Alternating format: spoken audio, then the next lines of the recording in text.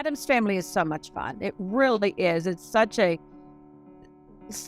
caliber of a show that where you can put in your 6, 7 leads, which is amazing because your leads get their time on stage and they get to be everything and anything that you want them to be.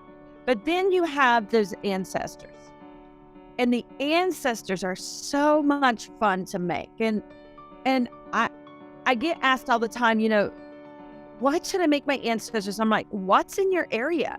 What kind of background does your area have? Go to your historian places and ask, who was here X amount of years ago? Who was here X amount of years ago during this time, that time, this time? And follow through with, 100, 200 years of history in your area.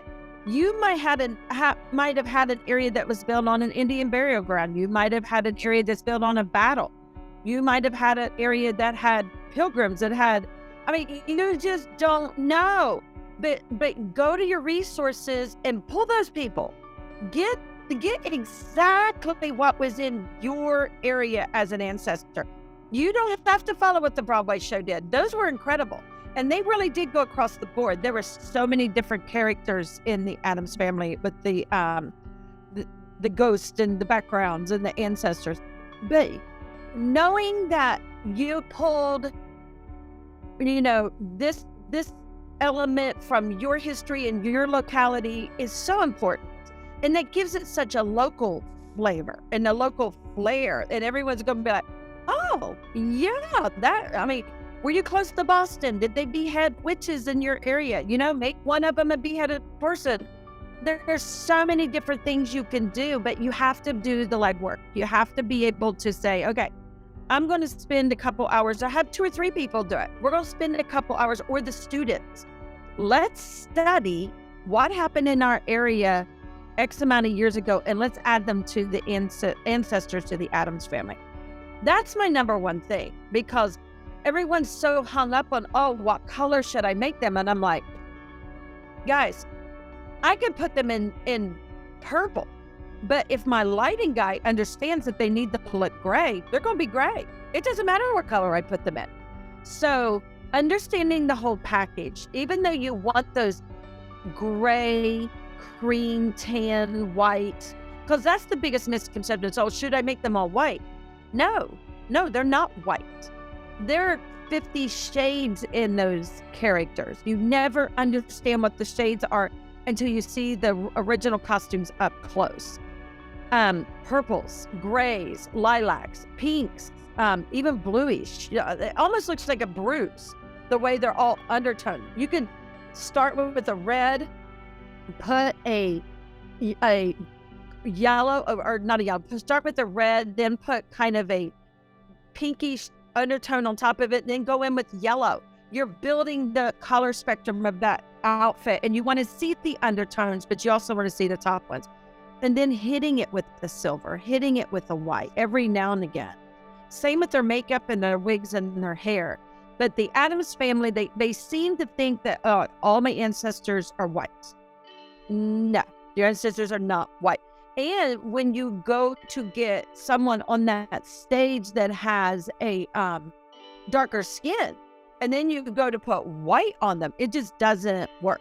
It doesn't work. You have to really understand color theory. You have to understand what you're playing with. But getting the ancestors, because I've seen shows with 30 ancestors in them. I'm all like, okay, let's get those ancestors up there. Let's get them on the gates and let's get them dancing. Let's get them going. And they have to dance it. So it can't be too constructive, too binding. You have to make sure that they're viable and movable and moldable. But then when you go to the main costume, your Gomez is always that cool zoot suit. And that's another question I get. I don't have zoot suits. And I'm like, do you have a suit? They're like, yeah. And I'm like, well, get out a marker and pinstripe. From the stage, you're not going to know. You're not going to understand that suit was pinstriped with a white gel marker. Here, go $10 worth of these and you've done your whole suit. And that's a cheap costume, especially if you already have a suit. And then your Wednesday Addams, her certain look with that little black dress changing into the bright yellow.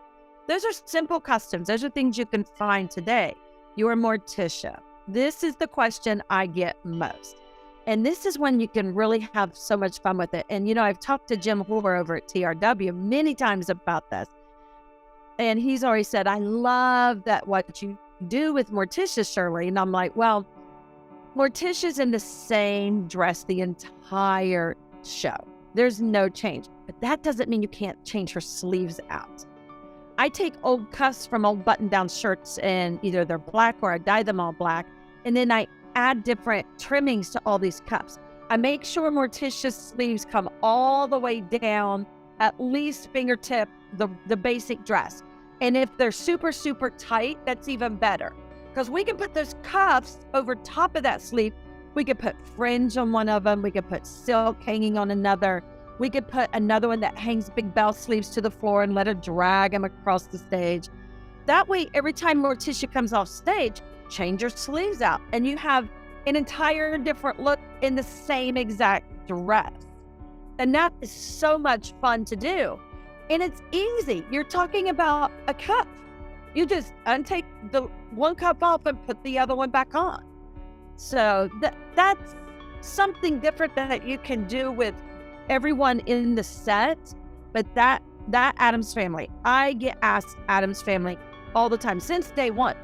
Since day one when it came out, everyone's like, oh, what do I do? How do I do this? And I'm like, you're overthinking it. This is fun. Let's step back and have a good time with it. But yeah, that's my answer to costuming the Addams Family with flair. Because everyone else is pretty cut and dry and pretty simple. You can almost pull from your wardrobe and do everyone else because they're so simplified. But Morticia, unless you're going full tilt with Cousin It, and that one's just so much fun to do. You could do it with so many different things to make that. If you just start with a hat and a suit and just start layering up raffia, or I've seen people go out and buy broom, like mock brooms at the dollar store, Family Dollar Store, one of those places, and just cut them apart and just start sewing them all around them. It's like the sky's the limit when you go to do that. Yeah.